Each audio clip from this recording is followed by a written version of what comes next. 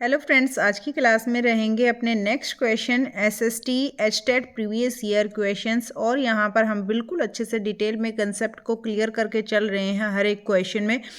तो please video में अंत तक बने रहिएगा, और वीडियो आपको ज़रा सी भी अच्छी लगे तो लाइक कर दीजिएगा और शेयर कर दीजिएगा। स्टार्ट करते हैं अपनी क्लास को। निम्नलिखित में से क्या समानता की संकल्पना में शामिल नहीं है? शामिल नहीं है मतलब तीन चीज़ें हैं यहाँ पर शामिल हैं जो समानता की संकल्पना पर।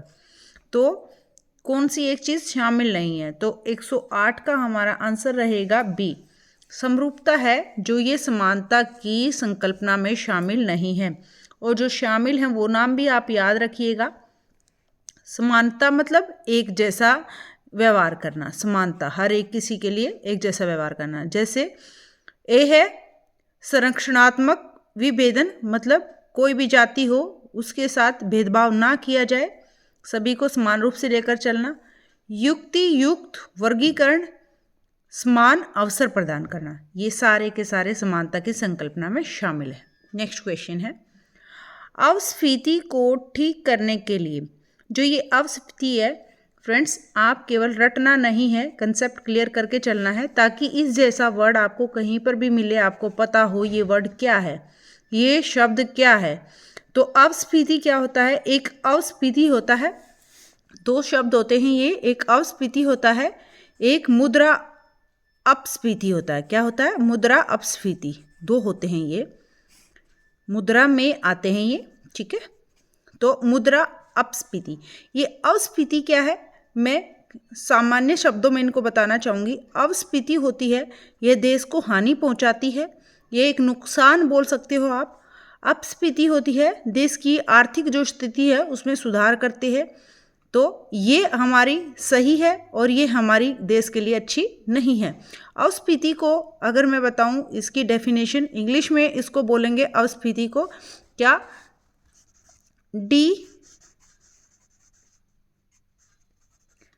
डिफ्लेशन। क्या बोलेंगे? डिफ्लेशन। और अपस्फीति को बोलेंगे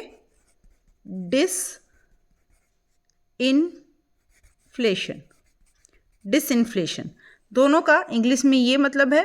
और अपस्फीति जो होती है ये जो हमारी अर्थव्यवस्था होती है उसमें आर्थिक क्रियाओं को, यानी पैसा जो होता है वैसी क्रियाओं को समाप्त करके बेरोजगारी बढ़ाती है। ये जो अपस्फीति बेरोजगारी को बढ़ाती है और संपूर्ण अर्थव्यवस्था निष्क्रिय हो जाती है और निर्जीव हो जाती है, और निर्जीव होकर मंदी के दौर में फिसल जाती है, ठीक है।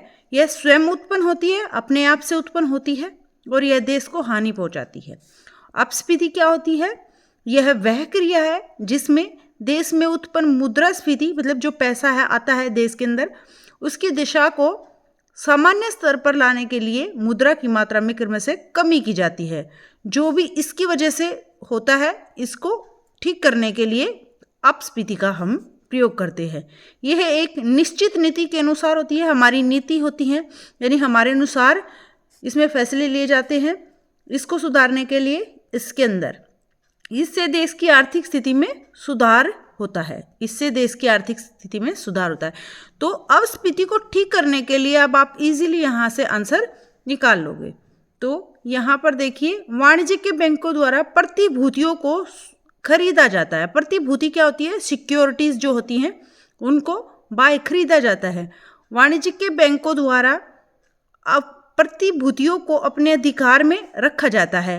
केंद्रीय बैंक द्वारा प्रतिभूतियों को खरीदा जाता है, केंद्रीय बैंकों द्वारा प्रतिभूतियों को बेचा जाता है। तो इसको ठीक करने के लिए जो केंद्रीय बैंक होते हैं उनके द्वारा सिक्योरिटियों को खरीदा जाता है। इंग्लिश में बोलूँ तो मैं इसको securities are purchased by the central bank. किसके द्वारा? सेंट्रल बैंक के द्वारा ये जो सिक्योरिटी हैं ये परचेज की जाती हैं। तो ये अपस्फीति को ठीक करने के लिए किया जाता है। जो सेंट्रल बैंक होते हैं उनके द्वारा सिक्योरिटीज़ हैं इनको खरीदा जाता है, बाय किया जाता है। आई थिंक यहाँ पर आपका बिल्कुल अच्छे से कंसेप्ट क्लियर हो गया होगा। अगर यहाँ से इस तरह का क्वेश्चन बने, अपस्फीति के बारे में पूछ लिया जाए, तो आपको अपस्फीति का भी पता है, अब आपको अपस्फीति का भी पता है। नेक्स्ट क्वेश्चन पर चलते हैं। स्थान जहाँ से अशोक का अभिलेख मिला है, एक ऐसा स्थान जहाँ से अशोक जो है इसका अभिलेख मिला है, तो इनमें से सांची में मिला है। कहाँ पर मिला है? सांची में मिला है अशोका अभिलेख। और ये जो सांची है ये कहाँ पर है? ये मध्य प्रदेश में है, यानी एमपी में, मध्य प्रदेश के अंदर है सांची। मध्य प्रदेश के रायपुर, कहाँ? रायसेन जिले में। कहाँ पर? मध्य प्रदेश के रायसेन जिले में स्थित एक छोटा सा क्या है? एक सांची शहर है। ठीक है, यह एक शहर है। और सांची बौद्ध स्मारकों के लिए जाना जाता है। ये जो सांची है ये किस लिए जाना जाता है? ये भी आपको पता होना चाहिए। ये जाना जाता है बौद्ध स्मारकों के लिए। बौद्ध, जो बौद्ध होते हैं उनके स्मारकों के लिए जाना जाता है सांची। और यहाँ कई बौद्ध स्मारक हैं, जिनमें से जो सांची स्तूप है ये सबसे प्रसिद्ध है। सबसे प्रसिद्ध है बहुत सारे स्तूपों में से। और सांची के बौद्ध स्मारकों को यूनेस्को ने लगभग कब? यूनेस्को ने 1989 में। किसने? यूनेस्को ने 1989 में ये जो सांची का बौद्ध स्तूप है इसको 1989 में विश्व धरोहर, क्या? विश्व धरोहर स्थल घोषित किया है। विश्व धरोहर स्थल घोषित किया है।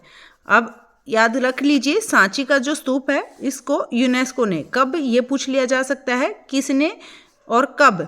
यूनेस्को ने 1989 में क्या? विश्व धरोहर स्थल घोषित किया गया है। विश्व धरोहर स्थल घोषित किया गया है। नेक्स्ट है, एक फर्म की सीमांत आय आगम खालिस्तान में निरंतर स्थिर रहती है। तो यहाँ पर क्या आंसर रहेगा इनमें से? 111 का हमारा आंसर रहेगा ए, पूर्ण प्रतियोगिता। एक जो फर्म है इसकी सीमांत जो आय होती है आगम, यह पूर्ण प्रतियोगिता में निरंतर स्थिर रहती है। पूर्ण मतलब पूरी प्रतियोगिता में निरंतर स्थिर रहती है। ठीक है फ्रेंड्स, नेक्स्ट क्वेश्चन पर चलते हैं। हिंद यवनों के इतिहास का मुख्य स्रोत क्या है? हिंद यवनों के इतिहास का मुख्य स्रोत है, यहाँ पर क्या आंसर इसका रहेगा? सिक्के। क्या है? हिंद यवनों के इतिहास का मुख्य स्रोत, यानी हिंद यवनों का जो इतिहास है, हिस्ट्री है, उसका जो स्रोत है वह क्या है? जो सिक्के हैं उससे उनके इतिहास का पता लगा है। निम्नलिखित इसमें से कौन सा गलत है? इनमें से एक चीज़ गलत है, एक ऑप्शन हमारा गलत है। तो गलत ऑप्शन मैं बता देती हूँ, GNPFC GNP MP प्लस शुद्ध अप्रत्यक्ष कर, ये हमारा गलत है। बाकी सारे सही हैं, ये आप देख लीजिएगा। नेक्स्ट क्वेश्चन पर चलते हैं। देखो यहाँ पर ये है क्वेश्चन, निम्नलिखित में से कौन सी भूकंपीय तरंगे ध्वनि तरंगों के समान होती हैं? कौन सी ऐसी भूकंपीय तरंगे हैं जो ध्वनि तरंगों के समान होती है? ध्वनि तरंगों के समान। तो याद रखिएगा इसका आंसर क्या रहेगा हमारा? इसका आंसर अपना रहेगा पी तरंगे। 3 तरह की तरंगे होती हैं, पी तरंगे, एस तरंगे और एल तरंगे। पी तरंगे सबसे तेज होती हैं, एस तरंगे होती हैं और एल तरंगे होती, जो ये तीनों तरंगे भूकंपीय तरंगे होती हैं। तो पी तरंगे ऐसी तरंगे हैं जिन्हें भूकंपीय तरंगे ध्वनि तरंगों के समान होती हैं, इनकी भूकंपीय तरंगे। और जो भूकंप होता है, ये क्वेश्चन भी बन सकता है फ्रेंड्स कि जैसे भूकंप यहाँ से उत्पन्न हुआ तो इसको क्या केंद्र कहते हैं? और सबसे पहले जब भूकंप पहुँचता है हमारी धरती पर तो कौन सी जगह पर पहुँचता है, ये पॉइंट क्या होता है? ये दोनों में कन्फ्यूज़न नहीं क्रिएट करना है। यहाँ पर अभिकेंद्र होता है। क्या होता है? अभिकेंद्र। जहाँ से उत्पन्न होता है उसको कहते हैं अभिकेंद्र। और जहाँ पर सबसे पहले पूछता है, ये क्वेश्चन बनता है जहाँ पर सबसे पहले पूछता है वो अधिकेंद्र होता है। क्या होता है? अधिकेंद्र। अभिकेंद्र अधिकेंद्र में कन्फ्यूज नहीं होना है। पी जो तरंगे हैं इनके नाम और क्या हैं? पी तरंगों को और किस नाम से जानते हैं? पी तरंगों को हम प्राथमिक तरंगे भी बोलते हैं। मैं ये नाम लिख देती हूँ क्योंकि इम्पोर्टेंट है। तो यहाँ पर देखिए जो पी तरंगे हैं इनके नाम क्या है? यहाँ पर आपका टाइम वेस्ट ना हो इसलिए मैंने यहाँ पर स्किप करके लिख दिए हैं इनके नाम। देखो, पी तरंगों को प्राथमिक तरंगे भी बोलते हैं और प्रधान तरंगे भी बोलते हैं और लंबवत तरंगे भी बोलते हैं। सारे नाम आप याद रख लीजिए क्योंकि ये घुमा फिरा कर दिए जा सकते हैं। प्राथमिक तरंगे किसको बोलते हैं? पी तरंगों को। प्रधान तरंगे किनको बोलते हैं? इस तरह क्वेश्चन बन सकता है, पी तरंगों को। और लंबवत तात्मक तरंगे जो होती है वो भी पी तरंगे होती हैं। और जो ये पी तरंगे होती हैं ये सबसे धरातल के सबसे अंदर होती हैं, और जो ये ठोस तरल गैस तीनों भागों में से आसानी से गुजर सकती हैं। ये तरंगे पी तरंगे ठोस तरल गैस तीनों से गुजर सकती हैं। पी तरंगों के ऊपर ये जो पी तरंगे इसके ऊपर आता है एस तरंगे, एस के बाद है एल तरंगे। पी तरंगे जो होती हैं उसके बाद आता है एस तरंगे। एस तरंगों को अनुप्रस्थ तरंगे भी बोलते हैं। क्या बोलते हैं? अनुप्रस्थ तरंगे। और तरल पदार्थ से ये है होकर नहीं गुजरती हैं। तो पूछा जा सकता है कौन सी तरंगे जो हैं तरल पदार्थ से होकर नहीं गुजर सकती हैं। और इस तरह क्वेश्चन बन सकता है कि कौन सी तरंगे हैं जो हर एक जो है पदार्थ से गुजर सकती हैं, ठोस तरल गैस, तो वो पी तरंगे हैं। और जो तरल पदार्थ से नहीं होकर गुजरती हैं वो एस तरंगे हैं। और एस तरंगों के बाद बात आती है हमारी, एस तरंग का नाम ही याद रख लेना, अनुप्रस्थ तरंगे इसको कहते हैं। और एल तरंगों की बात करूँ तो मैं, एल तरंगे जो होती हैं ये हमारी धरती के सबसे ऊपर होती है, ऊपरी हिस्से में होती है। और एल तरंगे जो हैं इसकी उत्पत्ति पी और जो एस तरंगे हैं दोनों के धरातल पर पहुंचने पर इसकी उत्पत्ति होती है। सबसे धीमी तरंगे जो होती हैं वो एल तरंगे होती हैं। और सबसे नुकसानदायक जो तरंगे पूछ ली जाए तो एस तरंगे होती हैं। ठीक है। और इस तरह भी क्वेश्चन एक बन सकता है, सबसे विनाशकारी तरंगे कौन सी होती हैं? तो इनमें से ना पी है, ना एल है, ना एस है। ये भी बहुत बहुत इंपॉर्टेंट क्वेश्चन बनता है, इनसे बिल्कुल अलग बनता है। सबसे विनाशकारी तरंगे अगर पूछ ली जाए, सबसे विनाशकारी तरंगे, विनाशकारी, तो ये जो तरंगे होती है इसका नाम मैं आपको बता देती हूँ। विनाशकारी तरंगे इनमें नहीं है, इसका नाम होता है धरातलीय तरंगे, सरफेस वेव्स इसको बोलते हैं, धरातलीय। ये भी आपको ऑप्शन में मिलेगा, धरातलीय तरंगे। ये जो तरंगे होती है सबसे विनाशकारी तरंगे होती हैं, धरातलीय तरंगे। ये बहुत इंपॉर्टेंट क्वेश्चन बनता है फ्रेंड्स, इसको नोट डाउन कर लीजिएगा। नेक्स्ट क्वेश्चन पर चलते हैं, 115। प्लीज़ वीडियो को लाइक कर दीजिएगा और सब्सक्राइब कर लीजिएगा अगर चैनल पर पहली बार विजिट कर रहे हैं। यहाँ पर आपको प्रीवियस ईयर एग्जाम्स क्वेश्चन और बहुत ही इंपॉर्टेंट और डीपली कंसेप्ट क्लियर करते हुए क्वेश्चन मिलेंगे। एक ही क्वेश्चन से जितने क्वेश्चन बनते हैं हम सारे के सारे करके चलेंगे, क्योंकि हमें अपना कंसेप्ट क्लियर करना है, ना कि रटना है। 42वें संविधान संशोधन अधिनियम 1976 के परिणाम स्वरूप निम्न 3 शब्द संविधान की उद्देशिका में अंत स्थापित किए गए। तो इनमें से कौन से ऐसे 3 शब्द हैं जो स्थापित किए गए? कब? 42वें संविधान संशोधन अधिनियम 1976 में। ये भी क्वेश्चन बन सकता है कि 42वां संविधान संशोधन अधिनियम कब बना? 1976 के। ठीक है। तो ये जो है इसमें कौन से 3 शब्द शामिल किए गए? तो इसका आंसर क्या रहेगा? तो इसका आंसर रहेगा समाजवादी पंथ निरपेक्ष अखंडता। समाजवादी पंथ निरपेक्ष अखंडता, समाजवादी पंथ निरपेक्ष अखंडता। तीनों नाम अच्छे से याद कर लीजिए। 3 शब्द जो हैं ये संविधान की उद्देशिका में अंत स्थापित किए गए, समाजवाद, पंथ निरपेक्ष, अखंडता। नेक्स्ट क्वेश्चन पर चलते हैं। विशेषीकृत सूचना पर केंद्रित मानचित्र कहलाते हैं। देखो ये सारे मानचित्रों की आपको डिटेल पता होना चाहिए कि कौन सा मानचित्र क्या प्रदर्शित करता है, क्या चीज़ शो करता है। तो इसका जो आंसर रहेगा विशेषीकृत सूचना पर केंद्रित मानचित्र, जो विशेष चीज़ बताए, विशेष सूचना दे, ऐसे जो केंद्रित मानचित्र हैं वह क्या है इनमें से? तो इसका जो आंसर रहेगा वो रहेगा थीमेटिक मानचित्र। कौन से मानचित्र? थीमेटिक मानचित्र। ये ऐसे मानचित्र जो एक सूचना देते हैं, विशेष सूचना देते हैं, केंद्रित मानचित्र इसको बोलते हैं। और जैसे कि मैं यहाँ एग्जाम्पल से आपको बताऊंगी, जैसे सड़क मानचित्र, सड़क मानचित्र, सड़क मानचित्र, और वर्षा मानचित्र, वर्षा मानचित्र, और क्या है? वन मानचित्र, जंगल मानचित्र भी बोल सकते हो, वन मानचित्र भी बोल सकते हो, और जनसंख्या मानचित्र, जनसंख्या को जो शो करे। तो ये जो मानचित्र होता है ये विशेष सूचना दर्शाता है। सड़क मानचित्र, वर्षा मानचित्र, वन मानचित्र, जंगल मानचित्र, जनसंख्या मानचित्र, ये कुछ एग्जाम्पल हैं इसके थीमेटिक मानचित्र को समझने के। नेक्स्ट है राजनीतिक मानचित्र। जो राजनीतिक मानचित्र है वह क्या है? ये नाम से ही पॉलिटिक्स, जिसको मैप बोलते हो आप, ये सीमाओं को, शहरों को, राज्यों को, राजधानियों को, आबादी जो पूरी है, पूरी दुनिया को यह दर्शाता है। ठीक है फ्रेंड्स। नेक्स्ट अगर मैं बात करूं भौतिक मानचित्र क्या होते हैं, ये भौतिक मानचित्र जो होते हैं, ये मानचित्र होते हैं पृथ्वी की प्राकृतिक भू आकृतियों और विशेषताओं को दिखाने वाला नक्शा होता है। इसे उच्चावच मानचित्र भी कहते हैं। भौतिक जो मानचित्र होते हैं इसमें क्या क्या दर्शाते हैं, फिजिकल जो मैप होते हैं इसमें पहाड़, रेगिस्तान और झीलें, महासागर और नदियाँ, मिट्टी,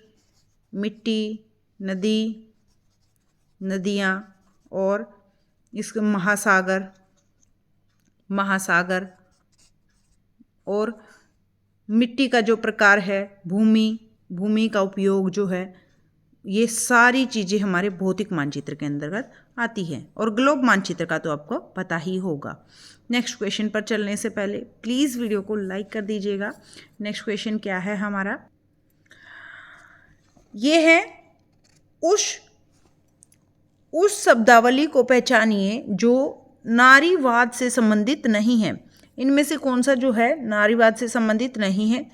यह है जो निजी है वह राजनीतिक है, लिंग एवं जेंडर के बीच भेद, शक्ति संरचना के रूप में पितृसत्ता, शक्ति की इच्छा। ये जो शक्ति की इच्छा है इसमें नारीवाद से इसका कोई संबंध नहीं है।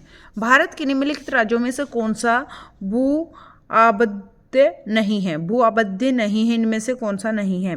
तो इसका आंसर रहेगा कर्नाटक। क्या रहेगा? कर्नाटक इसका आंसर रहेगा। ये जो है राज्य में भू आबद्ध नहीं है। जो भू आबद्ध है वो है झारखंड, मध्य प्रदेश, छत्तीसगढ़। नेक्स्ट क्वेश्चन क्या है? भू आबद्ध मतलब जो भूमि से घिरा हुआ है, तो इनमें से कर्नाटक नहीं है, याद रखिएगा।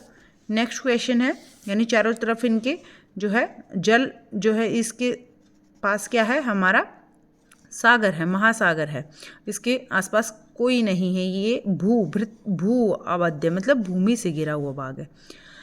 तरलता जाल में मुद्रा की मांग की ब्याज लोच होती है, तो क्या होती है ब्याज लोच? इसका आंसर रहेगा अनंत। क्या रहेगा? अनंत।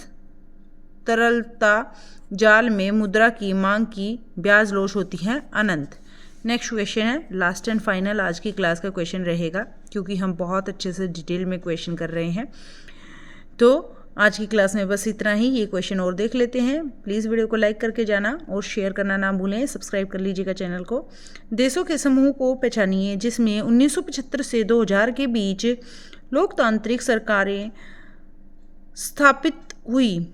तो यहाँ पर जो है देशों के समूह को पहचानिए, इनमें से कौन सा ऐसा देशों का समूह है जो 1975 से 2000 के बीच लोकतांत्रिक सरकारें संस्थापित हुई? तो इनका आंसर रहेगा रूस, दक्षिणी अफ्रीका, वियतनाम, स्लोवाकिया। ठीक है, स्लोवाकिया, वियतनाम, दक्षिणी अफ्रीका, रूस, ये ऐसे जो हैं देश रहे हैं जिसमें लोकतांत्रिक सरकार संस्थापित हुई।